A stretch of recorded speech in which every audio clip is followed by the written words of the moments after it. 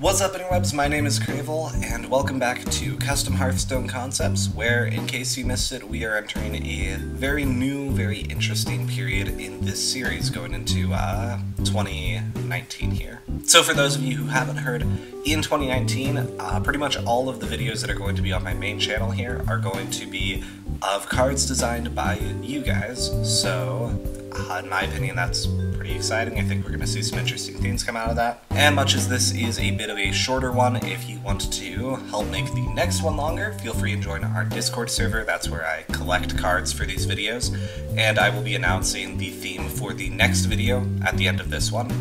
But with all that being said, we're just going to go ahead and jump straight into this video and the cards we got here, where this video is themed around Weapon Hunter and the possible synergies for weapons that hunters could have.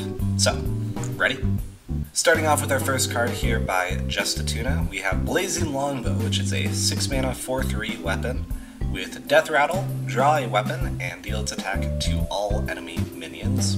I personally love the idea of giving Hunter more control-y cards, and this absolutely fits it, so that's honestly a major reason that I included this in the video, not gonna lie. This also creates an interesting deck building challenge, since you do want to make sure that the weapons in your deck are better attack power, but a lot of those are often not that good in Hunter. Probably one of the better options that you could have there would be something like Gladiator's Longbow, which is 5 attack, but obviously a weapon like that, unless you had separate weapon synergies and ways of utilizing or empowering that weapon, it's not that great of a card, so it kind of creates this interesting dynamic where you would prefer to have stuff like Candle Shot in your deck, but obviously that with Blazing Longbow is not that good at all, so I don't know. Overall, I might increase the cost of this to 7 mana, just to balance things out a little bit.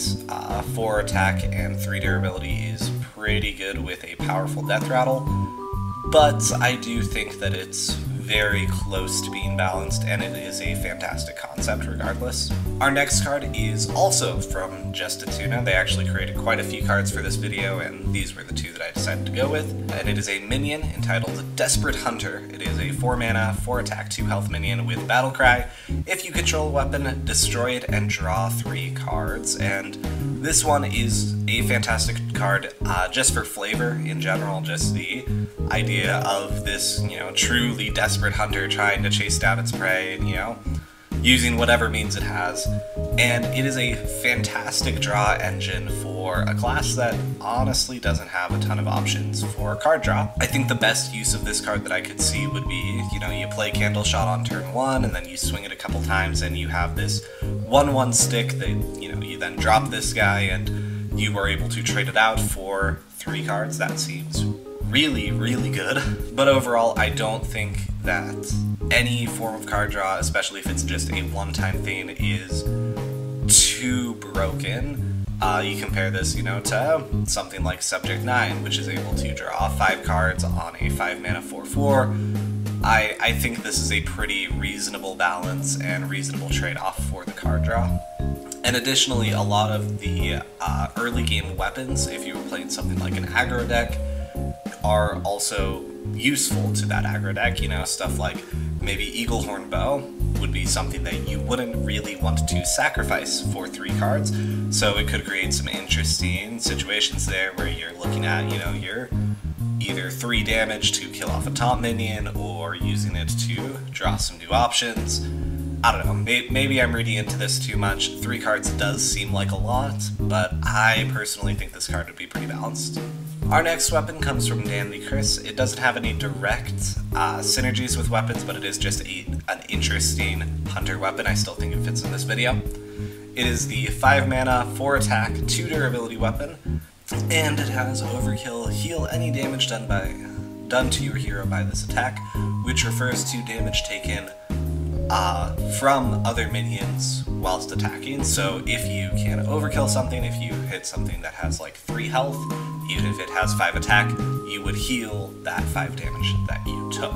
I think this is an interesting effect because it's not quite immune and it's not quite lifesteal, and so overall that's why I included it in the video. It's just a slightly unique middle ground effect That being said, again, there is a bit of a question of balancing there.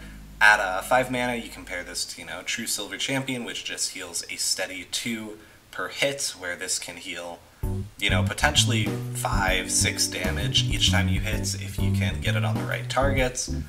So that's something that I would question, but I don't know. And again, as I'm sure you guys have kind of realized here, I do like the concept of a more controlly hunter archetype, so a weapon that is focused specifically on removing enemy minions is something that's interesting to me. And before we wrap this video up, I am actually going to show off a card that I designed. This is called Bloodfen Rider. It's a 4-mana 3/2, and this is from a video that I made for my Patreon. And for those of you who, again, missed the announcement, I do now have a Patreon, so if you follow most of the content on this channel, you can check that out. And in particular, one of the bigger benefits is that every month I will post a video of custom cards designed by me personally. So in my video, I did also take on the same challenge of Weapon Hunter, and I focus specifically on cards that could build up the durability of your weapon. So this one is kind of comparable to Falderai Strider. As I'm sure you guys can see here, it's a 4-mana 3/2 with Battlecry. Shuffle Bloodfen Brood into your deck, equal to your weapon's durability. But obviously the big difference there is that, Falderai Strider is, just 3, and each one summons a 4/4. These ones are smaller, but you could potentially shuffle, 5 or 6, even just with something like an Eaglehorn Bow, but especially with some of the other cards that I show off in that video. So I'm sure on the surface it doesn't look too powerful, but it's something that would obviously be designed with a full package in mind of a durability weapon hunter. And again, I just kind of wanted to pad out this video a bit because I didn't find a lot of cards that I could use in this.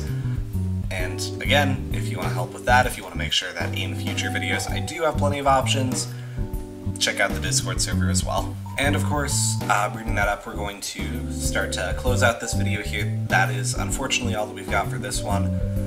For the next video, if you are already in the Discord server, if you want to take part in this one, we will be adding those channels pretty much as soon as, if not just before this video goes up.